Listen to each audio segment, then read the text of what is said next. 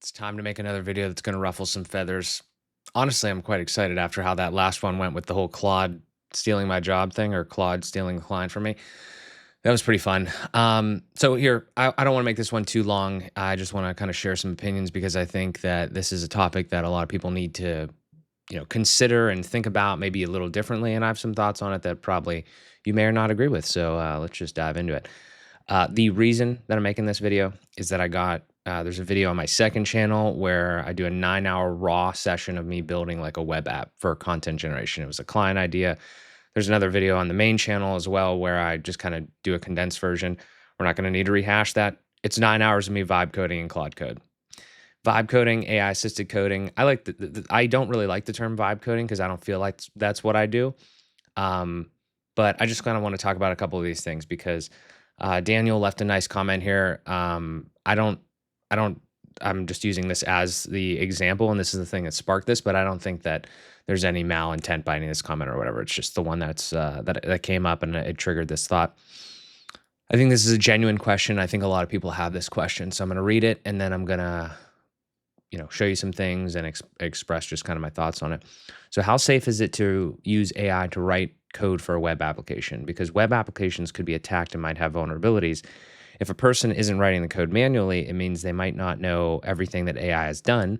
The AI might make a mistake. Even if you ask the AI to review the code, it could still overlook a vulnerability, or there could be an error or a gap somewhere. How safe is it if a person doesn't manually check all the code when using AI for web applications? So I do have at least one thing that I would like to show you because, that came up and I thought about that. So the first thing is like, how safe is it? I mean, I have a lot of thoughts on this, and I'm not trying to persuade you to actually do this. I'm just trying to give you my personal experience. And I need to start with my actual personal experience. I went to college at the University of Pittsburgh for computer engineering, computer science, information science. So like I did a little bit of coding there. I knew what HTML and CSS was back then. I used it obviously a lot more throughout my career. I knew what JavaScript was. I coded in Java, which is a different language, but I coded in Java. So like I understood what coding was. This isn't like I've been, a graphic designer or a plumber or a bricklayer and I just jumped into it. So that's my experience. Now I need to stop projecting that on other people because sometimes I think that more people have more experience with this than I think that they do. So there is a real conversation to be had there. In this case, just with Daniel as our example here. Again, this isn't about Daniel, but just using him as like an avatar. Maybe he fits your thing. I don't know, Daniel, but maybe like wherever he is or you are, like maybe that's completely different. You need to take that into account. You have to start there. You got to be honest with yourself because we've got too many people making like sizzle videos that are 10 minutes long. That's a 9-hour video. Okay. If you watch that 9-hour video and you processed how I thought and you processed the questions that I asked, I do think your product is going to be better than these 5-minute videos. Oh, I built a fucking website in 5 minutes, built a web app in 5 minutes. Very different conversations, right? So let's not conflate the two. I know we're using like vibe coding kind of for both because it's been a co-opted term. But honestly, there is a difference between like vibe coding and then just using the AI to kind of assist you. Even if I'm not looking at every line of the code, I know and I'm confident that what I'm doing is a better product than just saying, literally typing in 2 sentences, hey, I want this app, and it is what it is, right? I'm not using the absolute bottom of the barrel models. I'm not using free shit. I'm using stuff that like, professionals are using to to help them in their endeavors in actual software development. So I'm not saying it's a one-to-one, but I have some more thoughts on that. So that's just the first thing. That's my experience. Please, for the love of God, when you have these types of conversations with yourself or others, or you create content, if you're watching this and you're a content creator or just educator, have the premise and the base set properly. Okay. Like we're not all the same thing at the same, starting line or finish line or where, like we're not all at the same point right now in our experience level. So that really does matter. So understand that because everyone I talk to is at a different lived experience with that whole type of thing. So that's the first part. Second part is when we get into more of this. Like, so if you are somebody that wants to start diving into this and playing around, there's a real problem. And so much of this is personality, skill, and ego driven. And I don't say ego in a sense of like arrogance. I say it in a sense of like, honestly, it's almost, I think a lot of it's fear based. I think a lot of it's people have spent years and years building up the skill of development and putting all of their information onto the internet and all of their information into GitHub and all of their information into open source software and Stack Overflow and all that. And this technology just came in and grabbed all that shit. You see this a lot in the graphic design space. You see it, but you see it a lot more now as the coding is ramping up. They just grabbed all this shit and it just now it creates it itself. Here's the thing that my perspective on this. The large language model, the coding agent, learned, indexed, whatever you want to say, like was trained on all of the code that humans wrote. So when we say, this isn't directly the comment, this is a little larger, like when we say that the AI isn't good at coding, what are we actually saying? We're saying that maybe some of the human shit that it like brought in or whatever, or like the decisions that it's making, maybe it hallucinates. Okay, there's no absolute in any of this. Okay, I'm just trying to give you my overall thoughts.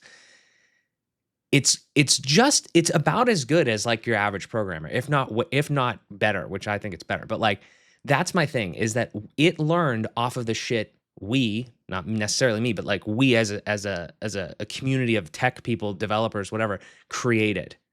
That's what it was trained on. It didn't just magically get that. It was trained on that.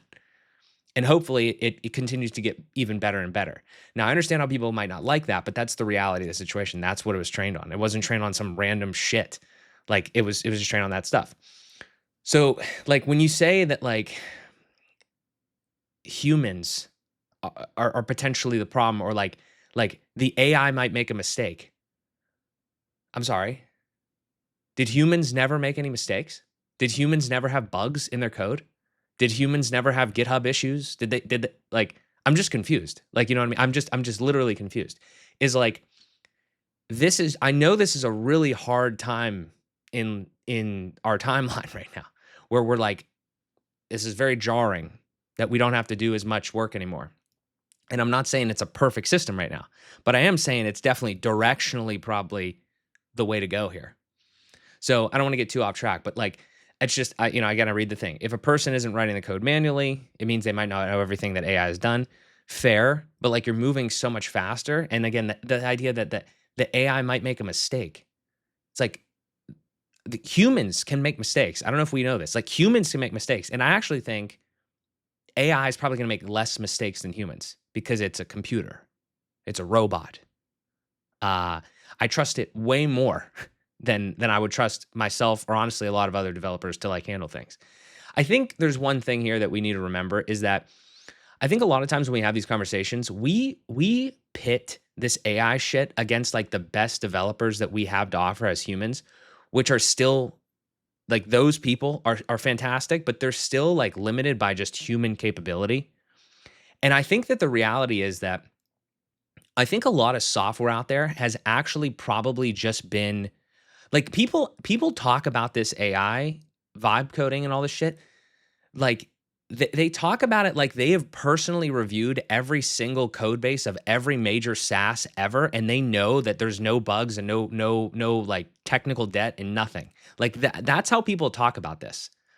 And it's because they have this idea that if before, it's like if the software worked, then it was working. It was great. And like in the marketing, drove the software projects. I'm not picking on anyone specifically, but I'm thinking like Notion and stuff like that. It's like the user base and the marketing drives the product, and the product works when you use it. But like, do you think that Notion has never had any bugs, or it's never had any problems like pre-AI? It's like we're like these arguments are just confusing as hell, and they just break down so quickly for me. So my point is, like with AI, it's like, obviously it's probably going to make mistakes. I've had it not interpret exactly what I want to do before. But like, why are we abandoning the idea of like the natural software development process before? Unless I'm misunderstanding. But like if you're a software developer out there and you're getting upset by hearing this, like, was your experience like that first time you wrote every fucking function in the past without AI, you just one-shotted it? Is that how it worked? Like every single time you wanted to write a feature, you never made a single keystroke error, you never made a single bug, like ever? Is that how that's not how it happened for me in the times that I've manually coded stuff. So I'm just kind of confused on that, but I might be misinformed. So that one's confusing. But again, then even if you ask the AI to review the code, it could still overlook a vulnerability. There could be errors or gaps in somewhere. How safe it is a person doesn't manually check all the code. Again, I just think that I'm not trying to be like anti-human by any means, because there are reasons and things that we are still doing. But I'm not gonna like sit here and just think that like this is like, oh, well, I, car comes out, the car is invented, and it's like, well, I could run, I could just run from A to B here. It's like, no, the car isn't gonna get me there any faster. It's like the car might, I might wreck the car because like I more control my legs than I do these wheels and this steering wheel. It's just I don't get it. But I'm still looking for great analogies. But that's the thing. Okay. Now here's the thing. Okay. I want to wrap this up. Like, I don't want this to go too long. So those are some of my thoughts. Let me know. Those are all like more personal experience and thoughts there. But let me kind of bow tie this with one more thought. Okay.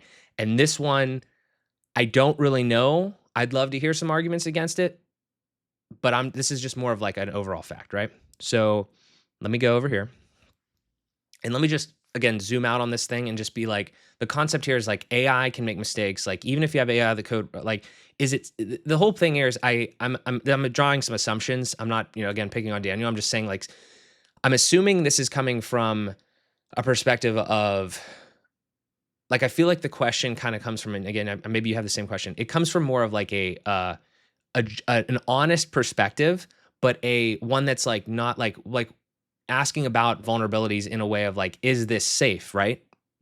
And we're talking about safety. Like, first of all, everything in life is a risk. Okay, I don't want to like cliche this, but like everything in life is a risk. Like, even when you wrote software manually, big fucking risk. Okay, I would argue more of a risk because I think that the AI knows more than most developers and can search way more rapidly, way more efficiently, and way more deeply than most developers. But we're gonna put the stuff that I feel is objective back in the first part there. That stuff that people still are not like fully wrapping their heads around sometimes.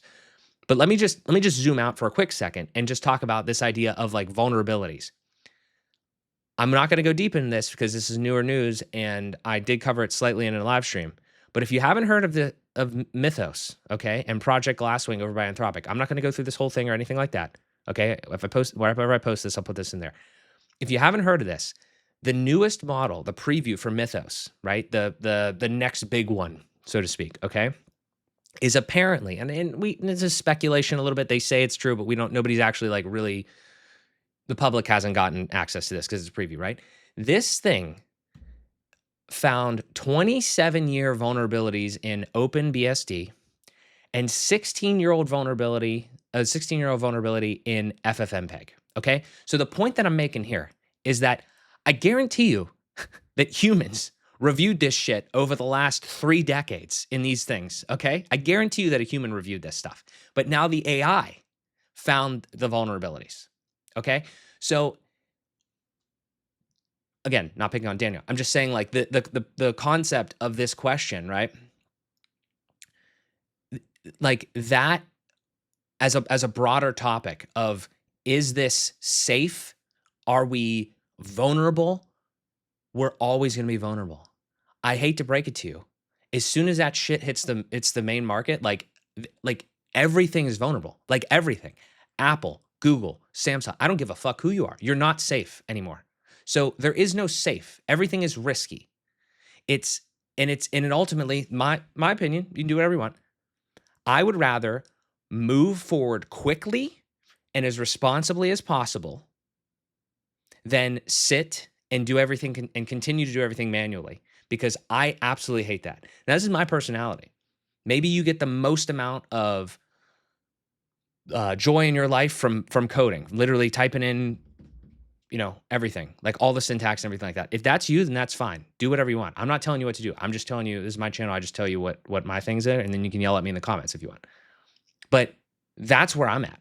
I'm not going to sit here while everyone is doing running really fast. Some people are going really fast and they're producing shit and they're being intellectually dishonest. That's not what I'm trying to do. I hope you can understand that, and I hope that comes through with the content. If not, sorry, I guess that you feel that way, but I'm always navigating this and I'm always thinking these things through. It's not black or white. The whole fucking world is gray, okay? And this is like a real thing that we're going to have to deal with. And content creators and people way bigger and smarter than I am talk about this stuff.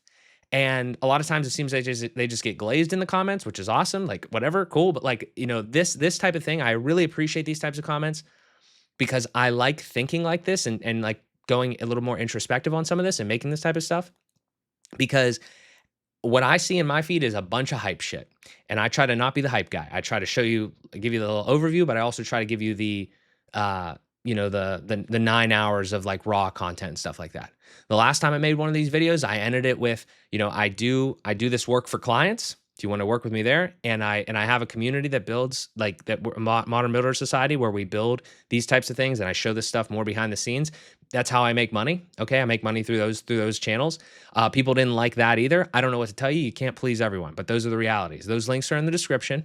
This is what I do. I learn trying to share these different things, and I navigate the world with you guys. Maybe a step in front of you here and there, because I'm always like thinking about this stuff, and that's what I do. So I don't know what else to say. Those are my thoughts specifically on this comment. I really appreciate, anybody that leaves that comment, anybody that leaves a comment like that. And that was way more than I could have fit in the reply to that comment. And I hope that it helps more people just think differently about these types of things. Just spark some critical thought. So yeah, I appreciate you listening. Thank you so much. Let me know what you think in the comments. Love to hear from you. I'll talk to you in the next one.